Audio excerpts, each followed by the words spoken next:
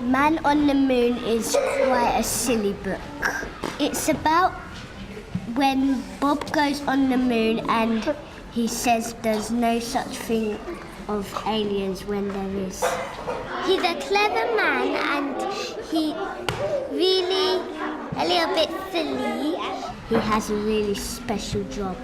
His job is to clean the moon. We just look at the pictures. I can read a little bit of it. Some long words make me hard to read. They were definitely not the dream class in September, a class of 28 Year 2 children with a poor attitude to reading and writing, mainly due to low levels of achievement and not a positive experience to literacy. Well, when we started the book, The Man on the Moon, I didn't actually show them the book for 3 days. So we started with a picture and lots of inquiry, what do we think is happening, and using questions, looking at question words and how we ask questions and how we answer questions. So it was a big basis on speaking and listening, how we speak, how we talk in full sentences, how it's polite to ask questions and general manners, as well as the actual backbone of the literacy. The illustrations are so real and they pull the children in.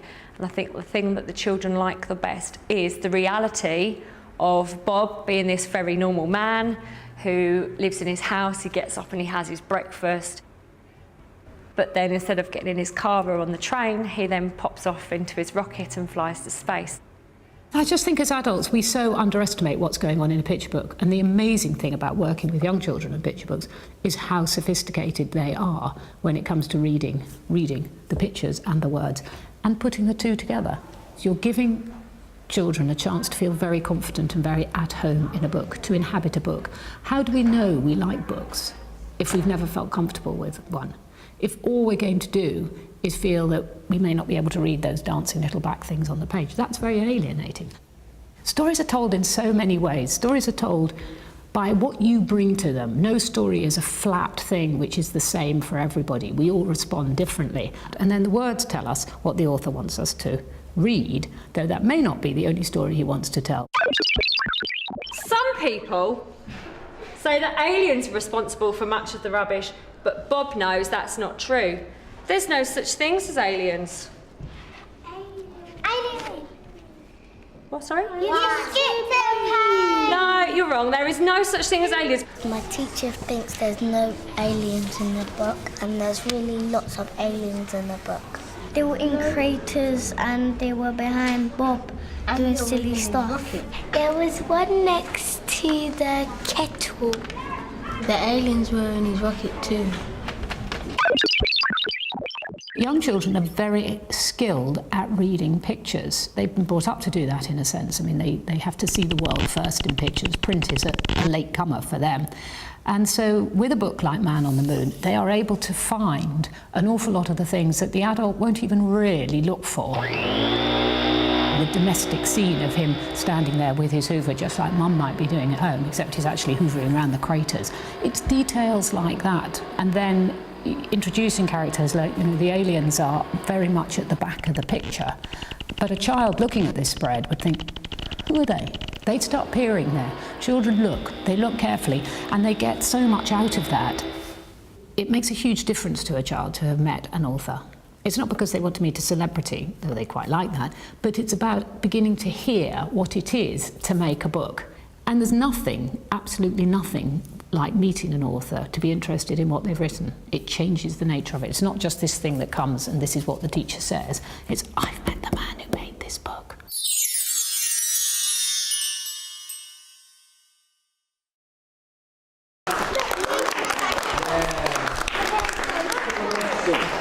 You know who I am then? Yes, Simon Bartram. I'm Simon Bartram, and I'm an illustrator, and I illustrate picture books. Now, do you all like picture books? Yeah. I think I'm trying to please myself. I mean, that's how I came up with the idea of The Man on the Moon. But I think a good thing about being an illustrator is you can sort of keep hold of it, and you've got a good excuse to be young, really. But I don't intentionally think, yes, I'm catering to for a 7-year-old or a 6-year-old or a 10-year-old. I just do whatever I think you've got to just do whatever comes out, and then the publishers will tell you if it's any good or not, if it can be used for something or not. I've got a list here of all the things I've done in the last year or two, all the different subjects. I've drawn spacemen, I've drawn pirates, good fun. I've drawn a person who was made completely out of snow. I've drawn aliens, as you've probably seen, rockets, as you've seen. I've drawn sprouts that can juggle. I've drawn sausages with legs. I've done all sorts of things. Sometimes, so I can get everything right, so I can get all the details right and the expression right and the way a figure would move, sometimes I have to even take photographs of myself so that I can get the details. And look at these photographs. There's me. I've got slightly longer hair, sitting in my house, trying to mimic the pose of Bob. So I can use some of, and even though it isn't exactly the same, I can use some of the folds and some of the expressions and the knife and the fork and the plate, and so I can just see how it looks, and then I sort of adapt it. And there's another one. Let's have a look. That's not very good. What a daft face! And sometimes I look very stupid. And when I go into the shop, when I go into Boots and to get my photographs developed, they look at me. Oh, there's that funny man who's getting the funny photographs developed. But that's what I have to do. I don't always do that, but sometimes I do. By 12:30, it's time to eat. Bob goes to his rocket ship to fetch his lunch box. Usually this contains 2 sandwiches, either cheese or peanut butter, an apple, and some chocolate-covered nuts. Can I ask you something? Yes. You see what you put in the food? Is that your favourite food? I don't like cakes very much, but I quite like crisps. Some people say that aliens are responsible for much of the rubbish. But Bob knows that that's not true. There are no such thing as aliens. Where did he... Yes, there is. I think we know that there are aliens. And we can see them, I think, in this picture here. Somewhere. Go there. Up here, yes. And there's 3. It's 3 aliens. And one of them is pointing to the Earth, isn't he? Now, what do you think he's saying to his friends? The last one. Just go and go in the Earth and destroy it. Yeah. Well, I just think Bob is so wrapped up in the moon. He loves it so much and he knows everything about it, but he just misses the point of things. He's a lovely chap, you know, very nice, and he can do anything for you, but he doesn't quite get the point of it, really. I quite often look out to my class and think, have they got little ears sticking out? They do have a resemblance to children, so maybe the children see themselves as the aliens. All I know, they are just a wonderful image in the book that just attract the children in and make them want to know why, or who, or in their case, why I can't see them. So he says, there's no such thing as aliens. Yes, very good. Yes.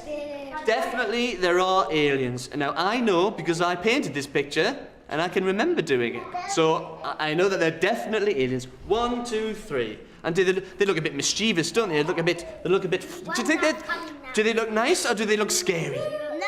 You can read the words and then there's almost a sort of subplot going on, and also trying to make the children feel that they're special because they notice some of the things that are happening which aren't in the words. If my finger touches an alien, then I want you to shout out alien. But I know you won't because there aren't any. So I'll be very surprised if you shout out alien, but we'll have a go, okay? Do you know what you have to do? Yeah. Yeah. Right. So I'll put my finger there. This is a hand. See, it's a hand, and there's some rope there, and there's a suitcase and coming over there. Oh, yes, there's an alien. I forgot about that one. Yes, there is an alien. Yes, of course. There's one alien in this picture. No.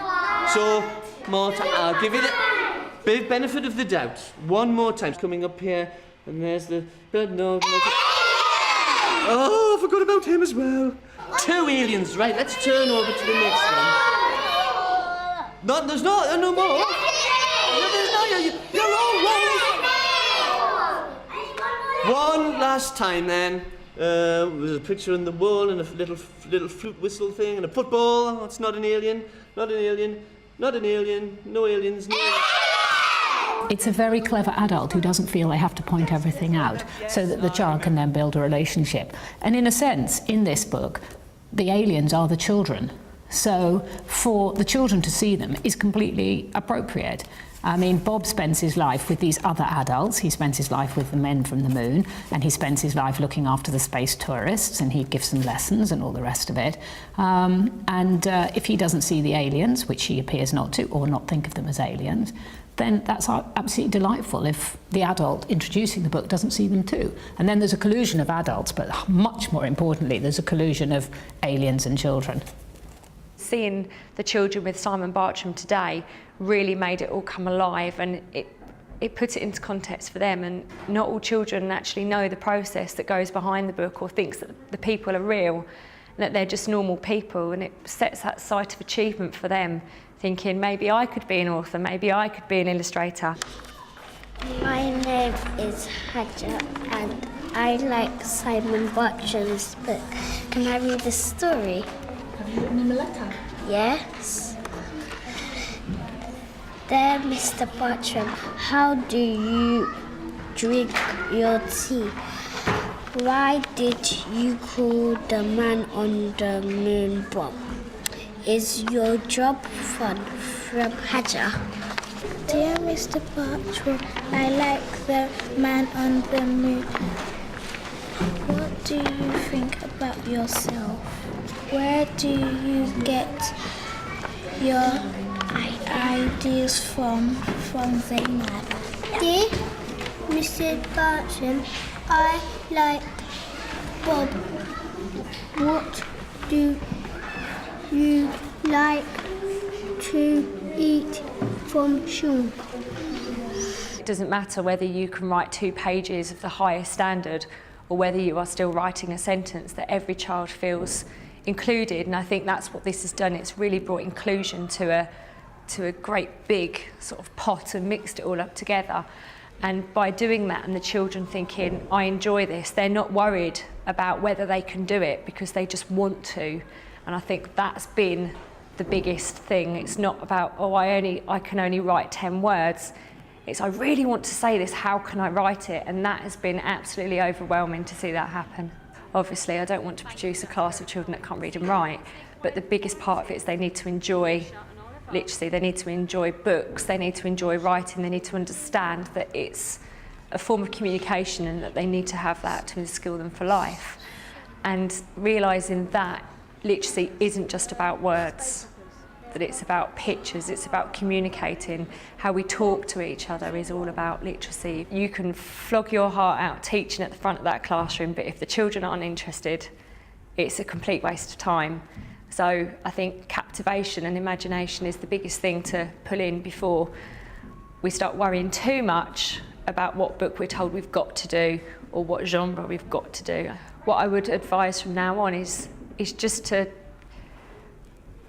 browse through bookshelves and just go with your gut feeling on a text, and not be too scared to be thinking, what objective am I ticking off? Because if you've got to meet objectives, you can find ways to meet it. And I think the biggest thing is you need the children on side. I think it's easy to write a book because you just need to write interesting words and sensible sentences.